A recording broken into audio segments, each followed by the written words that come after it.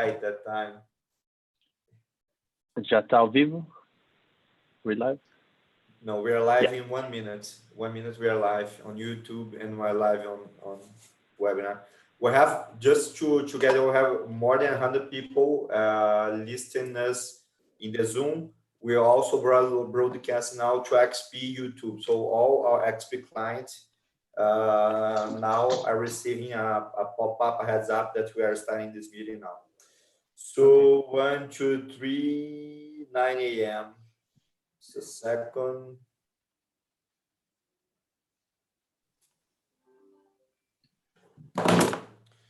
So good morning, guys. It's a pleasure. Today is in English. We are hosting here Weiwen, that is the head of Bain company in China. He's based in Hong Kong, and he's handle all Bain company operations in China and region. So just to have an idea, Bain company is one of the most important consultancies in the world. So it's a pleasure to have Weiwen with us in this morning because he's in contact with a lot of important Chinese companies, government, and he will get us a feedback from the ground. So it's a pretty important meeting. Later we will put this video on YouTube. Maybe Fernando Ferreira will send you the translations that all our clients will have access with this talk. Here with me, I have Guilherme Giseman that covered equities offshore. So thank you, Guilherme, for joining us. We also have Fernando Ferreira, that is the head of equity research in Brazil. We have Marcos Ross, that is our chief economist, Brazil, and also Alberto Benal, that is our global strategist. So I will pass I will pass now to Weiwen to do his first words. But the purpose of this meeting, Weiwen, is we have a chat like we are having coffee together and be this as informative as possible. So I'll contact with my colleagues, Bernal, Fernando, and Gisman Ross to make the questions. So just raise the hands and I do the mediations. Thank you, Weiwen. We are with the word now. Thank you. Well, thank you, Rafael, and thank you, XP, for this opportunity to discuss this crisis with all of you. As Rafael introduced, I run Bain Company's Greater China region, and obviously China is some weeks, maybe 2 months ahead of many other countries as we walked into this crisis. And seemingly we are on the other side of the curve, right? So we're getting a lot of inquiries on what has happened in the past 2 months and how different industries and the overall economy is recovering. So very happy to have this opportunity. Maybe just a few words to start the conversation, and I'm very happy to answer any questions the group has. So the 3 questions our clients ask Bain the most are the following. One is, where is this going, right? The pandemic going? And then the first thing I answer is that Bain is not the epidemiologists, and we won't be able to really forecast how, and we don't have a model to look out, months ahead. But what are the things to really monitor here? One is really the epidemic, how it is developing, but equally important is the government policy. Obviously, China government at the very beginning suppressed the news, and very quickly they turned sort of code red for the entire country, starting from the 60 million population province lockdown, and then very quickly to the entire country. Obviously, China has a authoritarian government and then quite an obedient population. So I have to say the containment actually was quite strict, and people actually follow the rules quite strictly. That contributed to the fact that China had, at least domestically speaking, had a relatively quick containment of the virus. And as we speak, the country is opening up, including the Hubei province. So in order for us to understand the different different countries' developments, really we need to understand the government policies and how the general population react and behave, including social distancing. The second question a lot of our clients ask us is what is going to happen to the economy, to their respective industries and their businesses. I also need to make the disclaimer that Bain is not a macro economist. We do study micro, right, industry trends a lot, and then we do study companies a lot. The one thing I can say is that nobody sort of alive today has gone through something like this. This is a once in a century event. So a lot of the past downturn playbook or playbooks may not really apply in this environment. Different industries, got hit to a different degree. Very few industries actually, quote, benefited from the crisis, like a grocery retail. We can talk about that later. But most industries are hit very badly. And then the normal scenario planning doesn't hold, right? So what we suggest our clients to do is to really just have a very broad range of scenarios that could play out, all the way from a sort of a moderate impact on the industry and their businesses, or a severe impact, or to some extreme industries and companies that there will be a liquidity crisis for those industries and the companies. And then the last thing I want to say is, companies obviously ask, what should we do, right, in this environment? Again, given the scenarios are so uncertain, there isn't sort of one playbook, but there are a series of things, in our words, they can act now, and then another series of things they can plan now. Things they can act now, obviously, first and foremost is to protect, employees and the customers' safety and health. We were chatting with XP colleagues. They, together with others, started a lot of the policies around working from home and travel restriction and so forth. So that's the first and foremost. What companies should also do right now is to conserve as much cash as possible. Try to weather through any possible downside scenarios. Companies also need to reconfigure the whole supply chain and a way to sell their goods or services in this environment. This whole supply chain, especially global supply chain, is going to be disrupted probably for a very, very long time. And also how consumers and companies buy goods and services are being changed dramatically as well. And some of them could be permanent. I was talking to a CEO of a hotel chain. Their business was down 90% in China. 90%. 90 for 2 straight months. Even when domestically, travel ban is lifted, business travel is still very much compressed. And then they're really just worried about, whether companies or people will continue to travel like they did before. And then that will impact, how they look at their existing assets and any new assets that is a good point. The time of recovery is not on the next day. It will take a while to recover everything. Do you agree? It depends a little bit. It's a good question, Rafael. It depends on the different industries. We categorize all industries into 4 sort of archetypes, right? There are 2 that are actually short-term hits. Another 2 are short-term beneficiaries.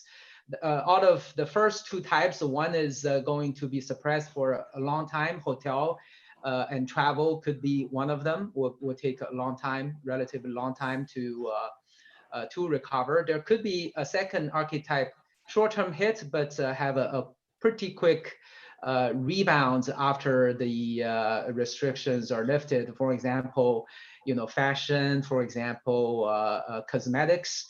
These we call them social essential categories. In the short term, people are locking themselves in their homes, and so there's less demand. But once social activities return, people would start to buy, and then there could be a revenge buying for some of these categories. The third category, short-term benefited is grocery retail, right? All of our grocery retail clients had at least double-digit growth, if not more. Online retail, especially fresh retail, doubled, tripled, quadrupled their sales during this period, because people don't want to go out, even they're allowed to. They just order things to be delivered to their homes. Those we expect to actually have a short term, and after the people start to go out and go to restaurants again, we'll have a short term actually reset right back to the baseline. And then the last category, especially all things online related, are expected not only short term boost in their demand, but also some of that consumer behavior will stick. For example, online education, online entertainment, online this remote working. What else? Video, short video streaming. All those businesses benefited a lot in the short term, and then we think some of that gain will sustain, even after the crisis. Last question from my side before I pass Let to me my just pause there. colleagues. It's true. I have been reading a lot about coronavirus, as everybody. It's true that Hubei took too long to put in practice the restrictive measures, and that would be the why they have this mortality rate, the death rate above all China. Is it true?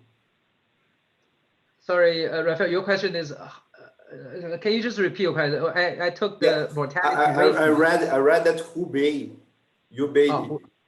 Yes.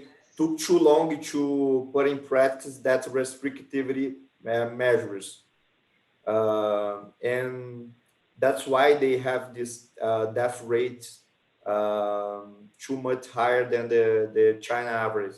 That is true. Yes. It is, it is true, and then the unofficial numbers could be even more true, right? Because at the beginning, when the news was suppressed, there were a lot of people who didn't get tested, and they died at their home or in the hospitals. So their numbers are actually not calculated in the official number. I mean, the biggest thing that each government is trying to manage here is, on one hand, they want to put all these restrictions. On the other hand, they want to manage, average population's responses, so that, the healthcare, they want to make sure there's a smoother curve with how the healthcare system can handle, right, all these patients. At the beginning of the outbreak, that was in January time. That's exactly what happened in Hubei. Suddenly, right, so many people got infected and ill, and then the healthcare system in Hubei could not handle it. So what happened after that is that the country, obviously, again, right, this is authoritarian government. So they built a 1,000-bed hospital in a week, right? They sent thousands in 1 week, 1,000 bed, and they sent thousands of doctors from all over China. So Hubei is one of the 31 provinces. They sent thousands or tens of thousands of medical workers from all over the country into Hubei to support the Hubei province. So that over time, right, really alleviated this short-term surge of healthcare system. That's perfect. Alberto Meral, do you want to start the conversation? Sure. Well, thank you, Rafael. Thank you, Weiwen, for agreeing to speak to us. I'm actually going to go a little bit more onto the macro side. You have seen, obviously, what's happening all over the world with the ECB policy, Bank of England policy, Fed policy, and I see that the Central Bank of China has been, obviously has reacted somewhat, but if you're going to make a case in terms of how aggressive the bank has been, let's say compared to the Fed, if the Fed is 10, I would say that the People's Bank is a 4 over 5. So I've been quite impressed by the how conservative in terms of whatever it happens, whatever it takes.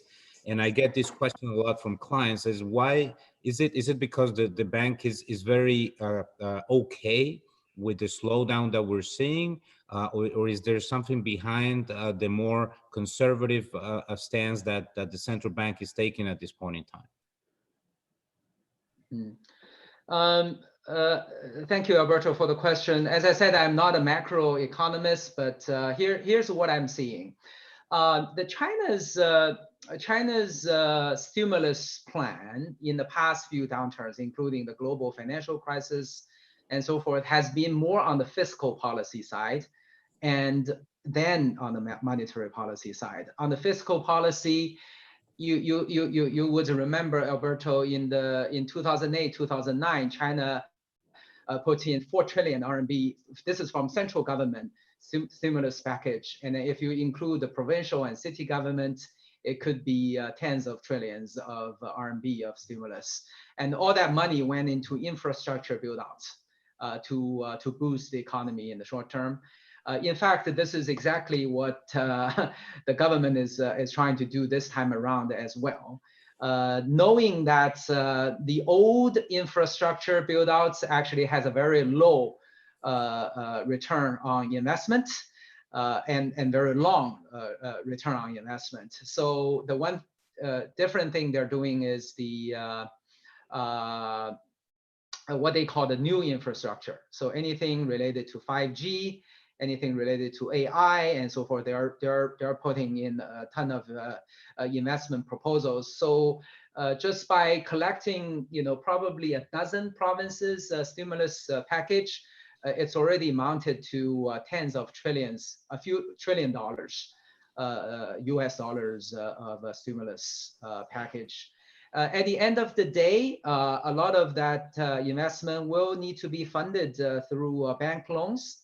And most, as you know, the financial system is very much state-owned in China, and then the money will flow from the central bank, the big SOE banks, to the companies that participate in the new infrastructure build-outs. Great, thank you. Fernando Ferreira. Thanks, Weiwen. Thanks, Rafael. We're seeing several data points, right? The daily consumption of coal and traffic data, and we see that for a lot of sectors, the activity has resumed maybe 70, 80% of normal, with the exception of restaurants, shopping malls, right? Travel and leisure, as you alluded to. But when we think about sectors, and when we think about which sectors will and can recover faster than others, can you just give us a broader perspective or a broader list, if you will, right? And how China is tackling this resumption of growth and activity? Are they, as you said, there's lots of stimulus right in place. Is this resumption of growth we're seeing really led by that stimulus, or is business activity really getting back to normal? If you understand my question, right? How much of that is coming from the government really pushing and stimulating that growth, and how much business is really back to normal in China? Yeah, no, that's a great question. So if we dissect your question, Fernando, into the different components of the economy, the whole consumer sector, I want to say that although there's variance in the recovery rate for the different categories, I want to say that the consumption recovery will be slow, and then will take some time. We talked about malls are reopened. We talked about most restaurants are reopened. Hotels are reopened, but the traffic is down quite significantly in the malls, in the restaurants. with the exception of that online ordering and online delivery I talked about. Hotels were down, as I talked about. You know, and then as the overall economy slows down or even, you know, challenged, I think the consumption or you know attitude for consumers will be suppressed as well. It's interesting. We did a survey of 1,000 consumers even in China. One of the top 5 categories they want to increase consumption is saving. You know, China is saving. China already has a very high savings rate, as you already know. But in this environment, you know, that's one of the top 5 categories people spend their money, if you will. The government spending will be a very, very important and big part of you know, how to support the economy to recover. China has a big government, and Chinese government's policies sometimes swing quite a bit. When they decide to do something, you know, it's like a herd effect. And a lot of government and state-owned enterprises would start to do that. The one event, obviously, to watch is the People's Congress meeting. Now, you know, it was supposed to happen in March. Now it's postponed to April the 21st, I believe, where really the government will launch, you know, will formalize the stimulus plan. Right now, you know, all the numbers we hear, and I quoted, are from the different provincial government's plan. But in the April, you know, Congress meeting, we will have more clarity on the government spending. But I'm pretty sure that's going to be the kind of bright spots to push the economy back up. And then the overall investment confidence is clearly from the private sector is clearly impacted. We do a lot of work, for example, with private equity firms who at this point really all shifted their focus to you know, portfolio company management, and we saw the first 3 months investment activity. It dropped dramatically from already a lower level of 2019 same quarter. And lastly, on export. So in the past 2 months, I mean, particularly in February and March, first half of March, you know, a lot of factories weren't open, right? So people couldn't get raw material in, people couldn't get the labor back into the factories. And now government is encouraging all the factories to go back to work. Now the problem is actually on the demand side. I was talking to a CEO of a shipping company, ocean shipping company, in February and early part of March. They don't have goods manufactured from China to ship, right? So the ships are empty, waiting at the docks in China. And now actually factories were back up, and then they have the, you know, ships loaded. But when these ships arrived in Europe or the United States, there's nobody to offload the ships, right? And then a lot of orders are being canceled, right? So, you know, despite the fact that we already had a challenging year last year with the trade war on all these you know, export you know, impacts, this time around I think we'll have probably even bigger impact on the whole export economy. I mean, fortunately, export has decreased its contribution to economy, but still quite a meaningful part, right? So, you know, the overall economy in Q1, you know, we don't have the official number. It's negative for sure, but you know, people are contemplating, is it -5 or -10? So we're, you know, the government, because social stability is so important in China, and then maintaining a, call it 5% growth in the year is so critical KPI for all levels of the government. So the only big lever they can pull is government spending. Right. And when you talk to CEOs there in China, do you see them worried with the potential second wave coming if, you know, things are relaxed again and people go back out, and you could see a second wave of coronavirus coming back?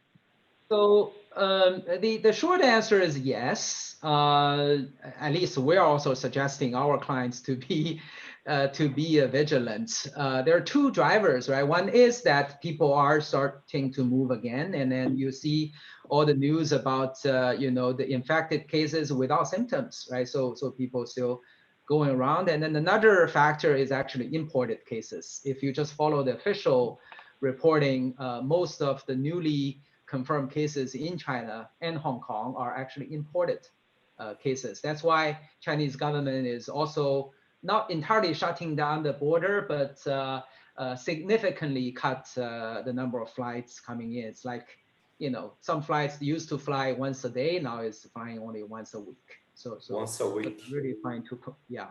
So they're really So, trying to. so there is a concern about this possible second wave, and you recommend or your clients to be vigilant.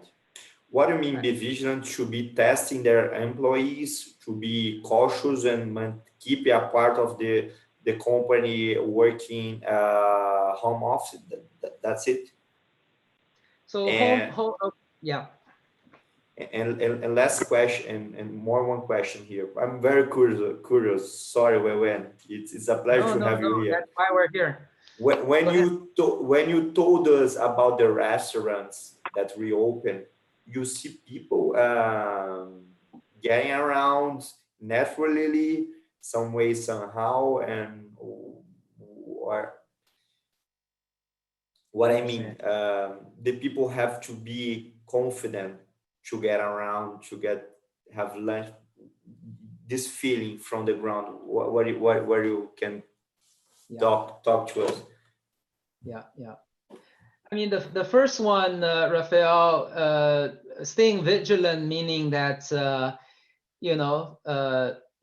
companies are still encouraging people to work from home. They're still restricting, at least put the bar high on domestic travel. I mean, international travel is practically not happening, right? So more about domestic travel restrictions.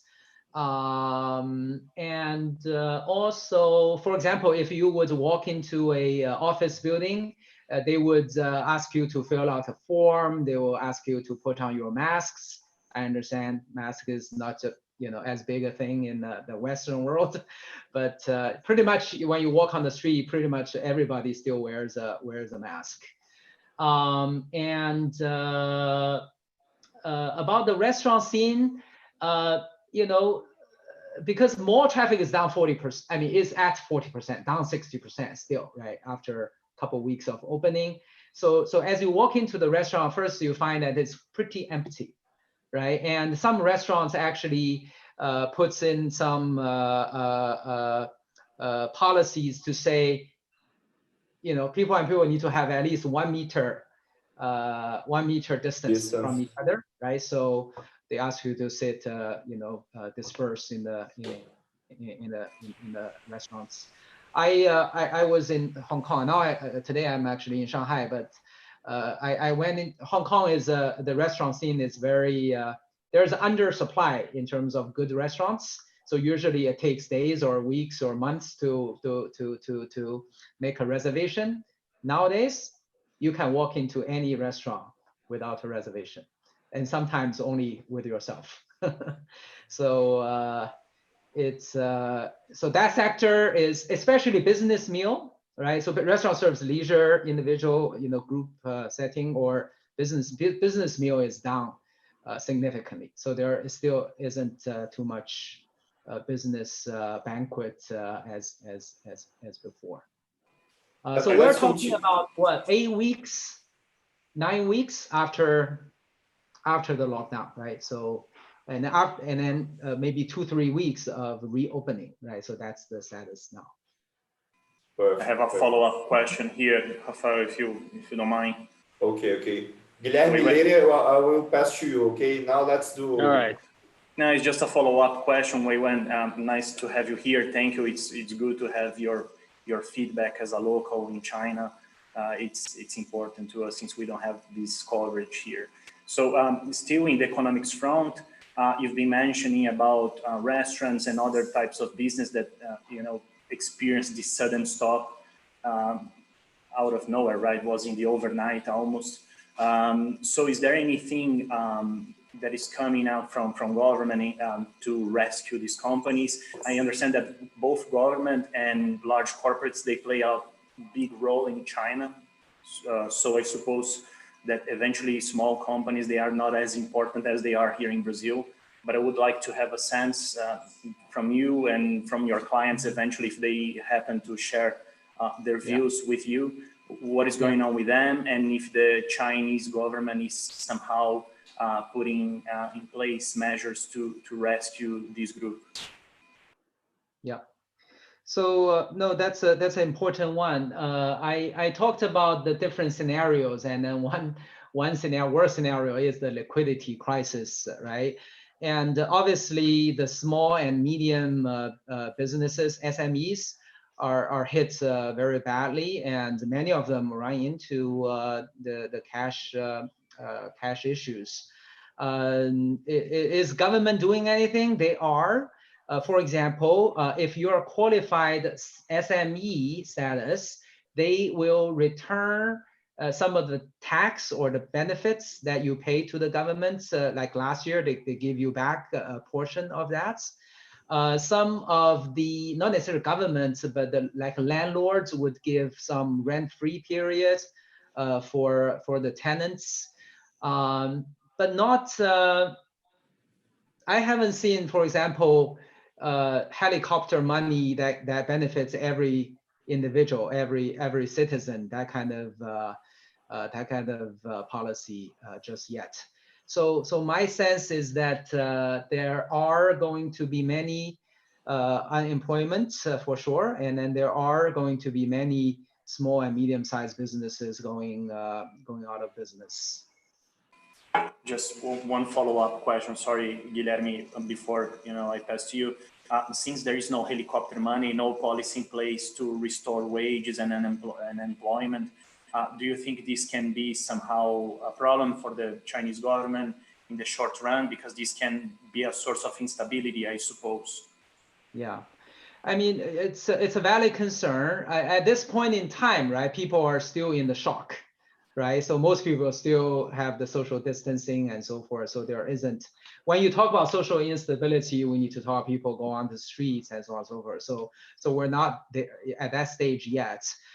So that's why I think this whole infrastructure investment, or the new infrastructure investment, is going to make a huge difference. Is that once you have these trillions of dollars, right, being pumped into the economy, that will attract a lot of these migrant workers and so forth. That will alleviate some of that challenge.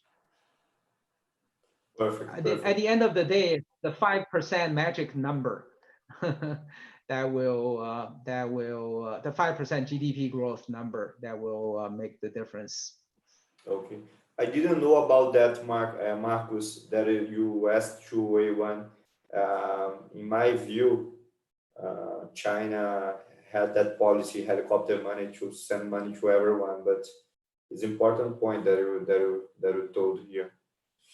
Guilherme Giseman. Hi. So next question, if I may, has to do with the structural changes, right? That we could see even after the whole pandemic is over. So there are always winners and losers, and I'm wondering how to position, both during this whole thing and after it's done. So what we're seeing for US stocks specifically is some of those so-called stay-at-home companies like Zoom, which we're using right now, work productivity tools, streaming companies like Netflix, and even Amazon, which is 51% e-commerce and has a whole bunch of other activities.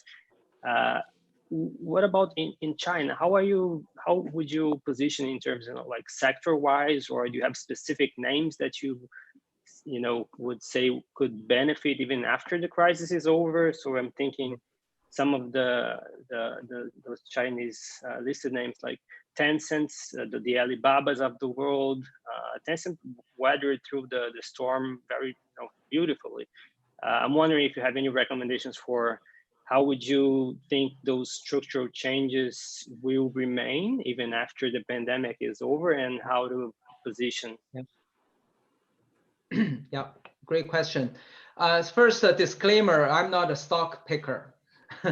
So I'm going to just talk about some sector phenomena. So I think I alluded earlier, the online, any digital economy is the beneficiary, right? So we actually, Zoom is not that popular in China if you just talk about remote working softwares.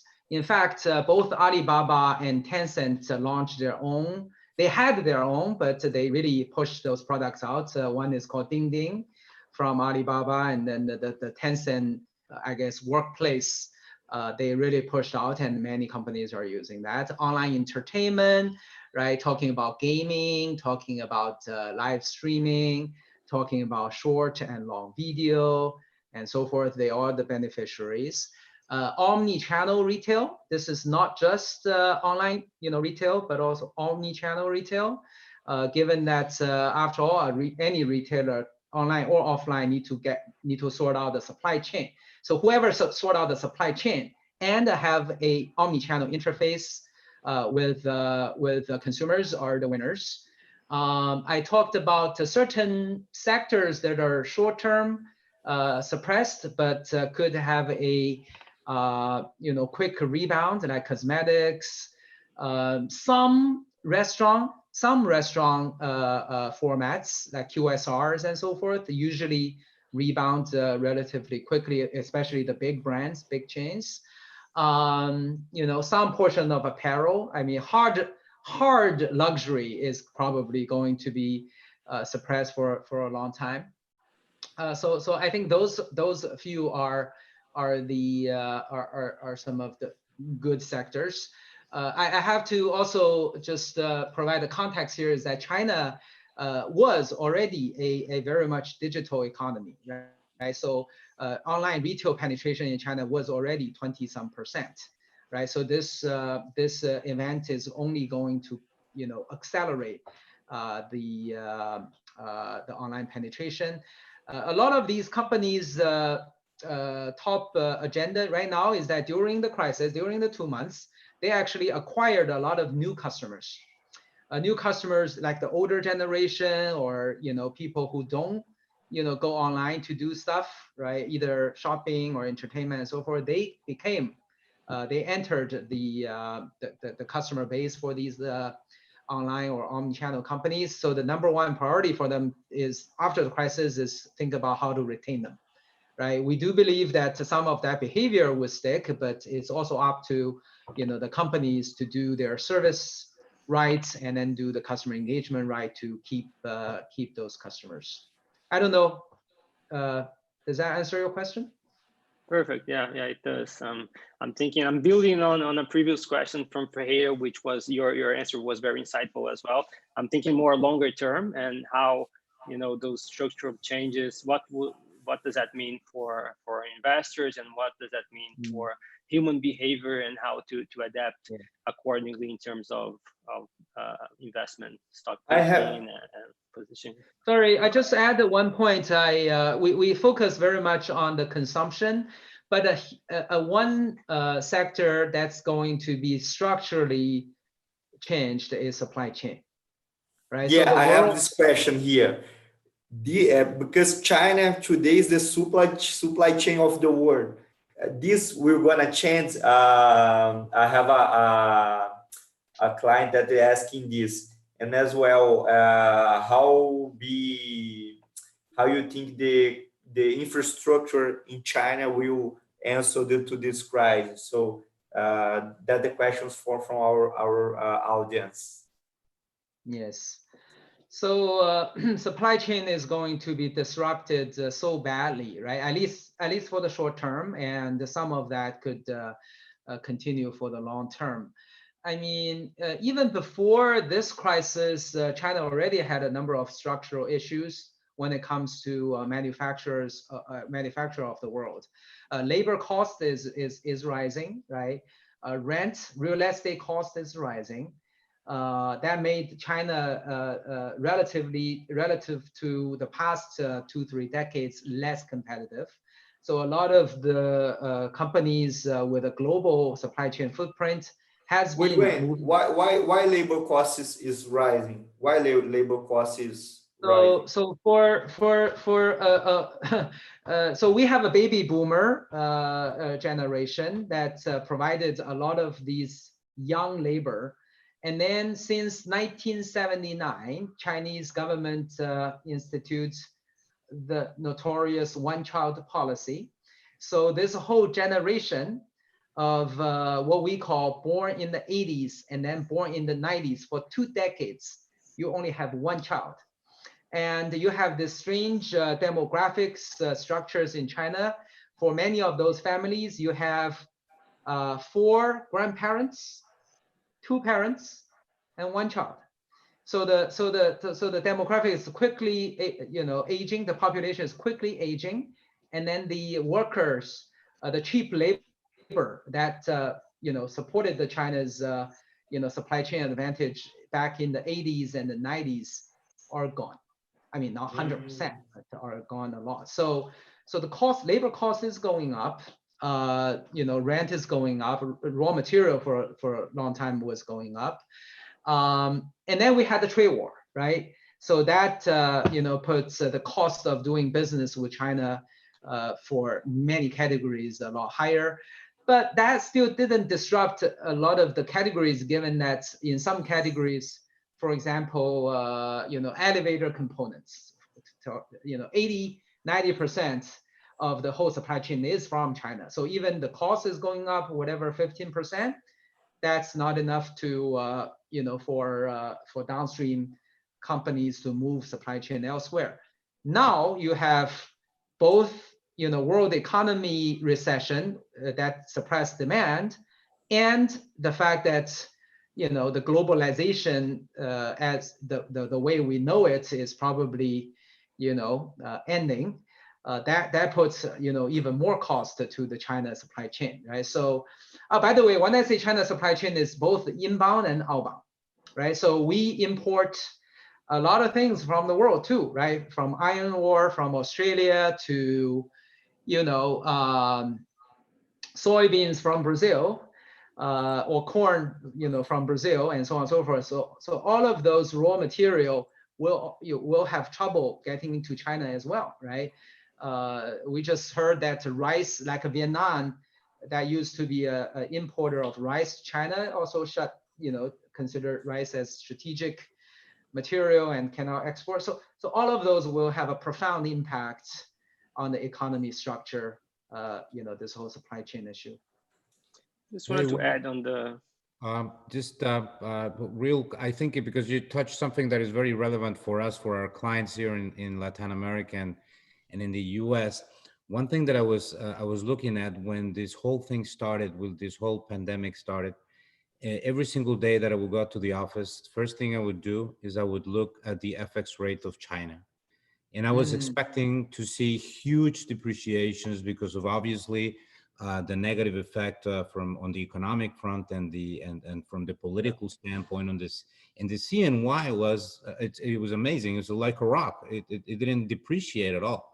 And that was very good news for us in Latin America, because there's a very strong correlation between the real and the Colombian peso and the Mexican peso with the Chinese CNY. And it was okay. It was going perfectly up until about a week ago, when the currencies did start to lose some value. And I was wondering if you have from your internal perspective any views of what may be happening there, and of why the currency has lost so much room in the last couple of days, because that's obviously very important for our clients that are looking at us in Brazil and in Mexico and in Colombia, etc. Honestly, Alberto, I don't have a deep insight into foreign currency, but I just say maybe 2 things for you to just understand the situation a little bit. I mean, you can also follow the Chinese stock market. Yeah. That didn't have much impact either. Yeah, exactly. All of these things, I mean, there's a strange thing here is that these things that in the Western world that's typically pegged to economy, in China, it's a little bit decoupled with the economy, the fundamentals. It's, I don't want to use that word, but it's managed, call it. It's managed, right? But in the beginning of the crisis, I guess, I don't know, I can only contemplate with you here. At the beginning, because it's not about the orders, right? At the beginning, it's really about the supply side, because factories weren't open.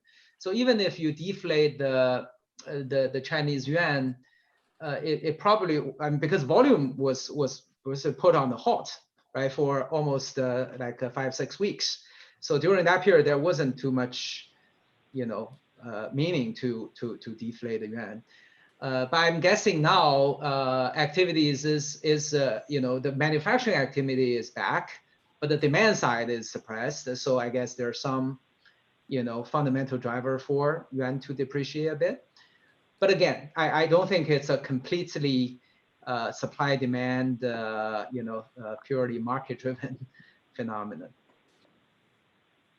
Weiwen, you talked about the supply chain, right, from a production and industrial perspective, but can we talk about the supply chain from the food side as well, right? Do you see any inclinations or any discussion in China that China will change their food supply chain going forward? I mean, last year we saw the swine flu, right, really decimating the herd in China.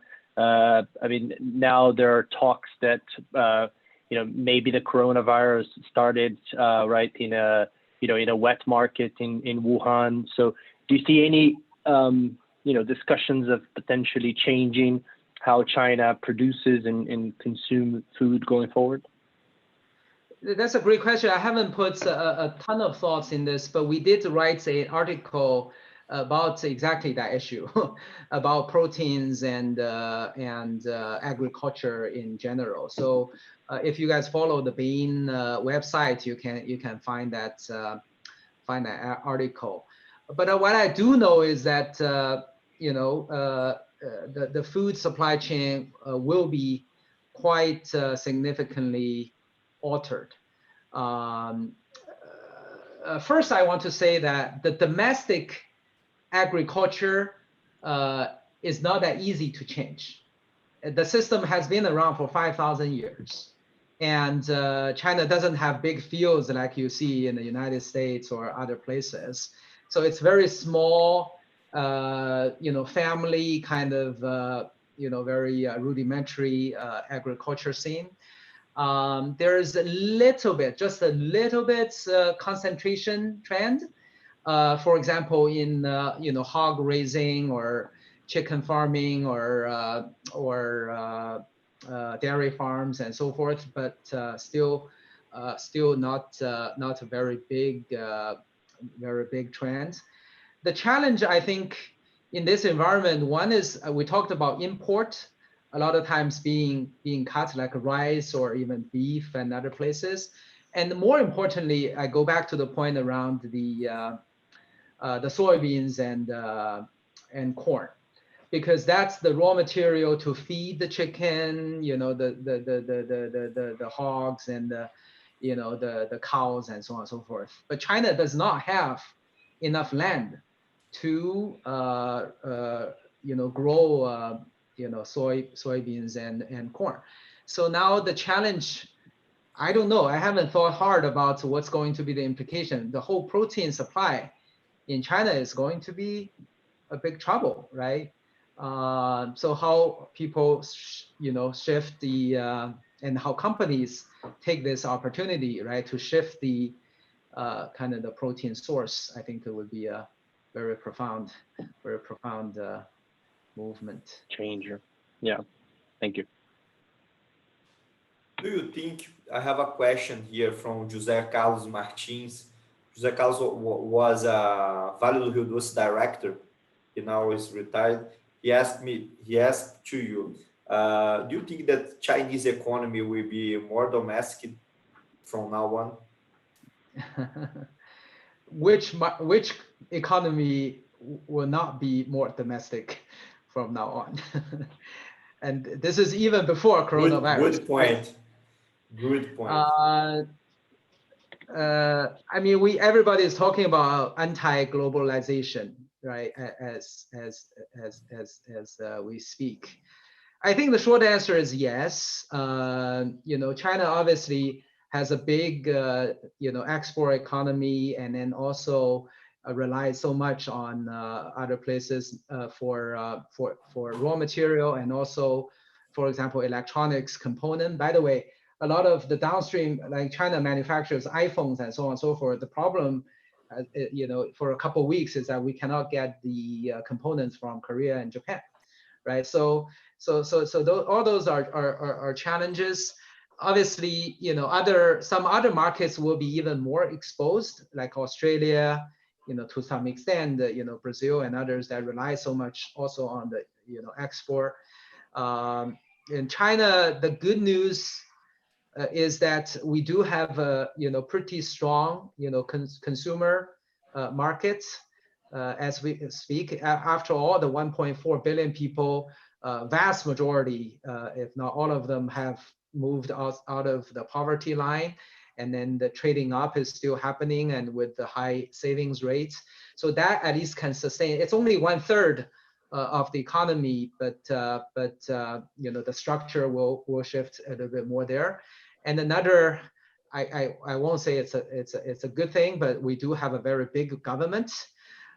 So the government spending again will be a big part. So all of those are domestic, right? So I think if we don't talk about macro, if we talk about the micro play for companies to really ride those, you know, the consumption wave, the government spending wave, you know, could still find the opportunity. After all, it's a 100 trillion RMB economy, and if you only target, you know, 80% of the domestic part, it's still a very sizable economy to target. Nice. Bernal, do you want to comment about the anti-globalization sentiment? Yeah, I agree with Weiwen. I'm with you. I'm struggling with that because I'm a globalist by heart, but it's going to be very hard. Actually, I'm going to ask you a quick question, which is that has really nothing to do with economics or anything, just from your daily life, because I'm struggling with that in terms of how the Western world is going to go back to normality. Because yes, we're doing this Zoom thing and whatever. I think I've done 50 Zoom things in the last week, and it's very effective. You still have the lagging because sometimes the Wi-Fi doesn't work well, but anyway, it's working, and that's allowing us to remain in business, which is a good thing. Yes. But in terms of how you start again, the traveling part of the whole thing. I mean, I'm struggling. Because China's just 6 weeks in front of us in terms of this, and nobody's flying in the United States right now. It's just nobody is. Yeah. The last plane I took, I think there were like 4 people in the airplane. Yeah. So the way that you move from time t plus 20, how do you do this? Do you force people to take that fast test before they get on the airplane? Do they mask how does the whole thing work? Or the social spacing, basically you only fill half of the airplane? What is the strategy from trying to give clients or people that fly a little bit more tranquility on that? Good question, Bernal. Are you all dying to get on an airplane now? Or? I am. Do you know Alberto Bernal is a concierge key on American Airlines? He flies out. He lives in an airplane. Really? I live on an airplane, pretty much. Yeah, I used because to live on an airplane. His family is based in Miami. He works in New York, and his clients are all Latin America, so he travels a lot. It's time to get your own private jet, Alberto. Look, domestic travel for average Chinese has pretty much resumed to normal. Okay, because the government, I mean, look, if this whole thing had been contained just in China, And within those 6-7 weeks of extreme measures by Chinese government, we wouldn't even have this conversation. So domestic situation is really, I mean, at least all the numbers, what all the numbers show, it's over, right? So government is encouraging everybody to go back to work and get on the airplane and so on. So a lot of people what do you mean encouraging? What do you mean encouraging? So their policies, I mean, encouraging is more from propaganda. So Chinese government controls the media, and media saying, you know, whatever, 99% already back to work, and we give you all the permits. You just open up the factories, open up the things. So so you see people on planes domestically, you do. Social distancing is more about discretionary, right? We talked about the restaurants and so forth. So people are, you know, started to travel. Everybody still wears masks, as I said, right? So I don't think they are getting tests. By the way, I'm not qualified to talk about all of this because I haven't been on a plane for a month now. For a month now. As you can imagine, as a consultant, we used to live on planes too. And sometimes to make ourselves feel important, we got on the plane just to have a 2-hour meeting, sometimes 1-hour meeting and go back. And nowadays that's all replaced by Zoom, right? So, but when I say average Chinese, a lot of domestic companies and so forth, they are traveling more and then also working in offices more or less as normal. I wanted to go back to this subject of globalization, if you allow me, Weiwen, because before this coronavirus thing kicked in, we had as a backdrop this trade war stuff that you just mentioned, right? You pointed out 2 other agendas that surround this subject, which is the AI and the 5G. And I'm just wondering how this coronavirus and its unfolding eventually gonna shape this new trade war battle that has been in place now especially between China and US. Do you see any convolution between these two subjects at the same time now? What do you expect to happen? Like Alberto, I'm fundamentally, I'm also a global citizen. You know, I talk to my friends to say, I studied in the US, I returned to China and so forth, right? So I personally am the beneficiary of globalization. The whole country, China was beneficiary of globalization. Having said that, it's sad that, now is probably the end of a chapter. Obviously, globalization is still happening in a kind of a regional basis, right? With the One Belt, One Road initiative by the Chinese government, the certain countries along the, Southeast Asia, Africa, some European countries, right, will be congregated to a kind of China-led, talking about 5G, okay? So there will be a China standard and there will be a US standard, right? So I'm afraid that the divide, again, I'm not a politician or anything like that, but the divide between China and the US will be larger, but there will be a China-led partial globalization and could be a US-led partial globalization. Right? So we are now in the end of the conversation. Marcos, Fernando, Alberto, if you have last question, I will just pass to Weiwen to thank him because I know he has a tight schedule. All world has been demanding Weiwen to talk now. And so I would like to thank you, my colleagues, Marcos, Fernando, Guilherme, Alberto Menal, and pass to you, Weiwen. Can I ask one last question? Okay, just to be, Alberto has to leave because he has another Zoom now. So Alberto, thank you. And we continue 5 minutes, okay? Wait. And then Fernando will do the last question. I was taking a look to the client's question. I think vast majority of the question was answered here. Bernal, thank you. Thank you, and thank you, Weiwen, for your support and your friendship. And good luck. Thank you. Yeah. Okay, So get Fernando your Ferreira. private jet.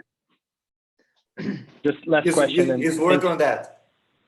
Thanks so much, Weiwen, for the availability and being here with us today. But in this part of the world, there's a lot of discussion about the control measures, right? If the quarantine should be horizontal, vertical, whatever, right? And a lot of people debating, right? Trump, our president here in Brazil as well, debating that it doesn't make sense to shut down the whole economy, that the medicine will be worse, right? Then, you know, the effects will be worse than the medicine. But, you know, what lessons can you tell us from the Asian and Chinese experience, right, of controlling this strict and hard from the beginning to the rest of the world, right? And help us to frame that discussion. In China, we talked a lot about, Fernando, the applicability of the China measures to other countries. The short answer is that many of those things are not replicable, right? At the very beginning, you guys must have read the news that there were some just suppression of the news outbreak, right? We talked about this whistleblower actually died off coronavirus, this doctor, and then that spurred the whole country's social media. And then, you know, suddenly the country turned on the code red and locked down the whole country. And then they were able to do it because it's, again, an authoritarian governments. Most, countries or the philosophies don't allow, right, things like that to happen. And every government, I think right now is really just balancing, as you said, right? The economy hits, and then the number of cases, and then the deaths caused by it, right? So and then how to not overload the healthcare system. So it is a fine balance. So everybody's trying to strike that balance. So what China did is to really just have the electric shock to the economy for 6 weeks, and they knew that's going to happen, and so that's the decision they took. Donald Trump, for a period, said, you know, economy is the most important thing. I mean, not for the whole 4 years, he's saying this is the most important thing for me, so I'm going to just keep it going, until one day he felt, I mean, too much pressure and things is out of control. So now he's changing the stance. I don't know exactly the Brazil situation. So every government is balancing these together with the ideological fundamentals of how the society is built on. So it's really hard to, now this has become a global thing. So that's why I say at the beginning, this whole pandemic is going to be long and slowly recovery and very uncertain, right? Because every single country takes, doesn't have one playbook like China did, right? So I'm afraid that's the reality we need to see. And then, Rafael talked about the second wave. We should be expecting a second wave after this summer or your winter. And possibly we need to live with it for the years to come. Really important point. The second wave, for me, the lesson of this meeting was the second wave will come. Prepare. So it's possible. Yeah. No, Fernando, do you wanna do like do you wanna do the conclusion of the meeting for us? Just your main lessons of this meeting.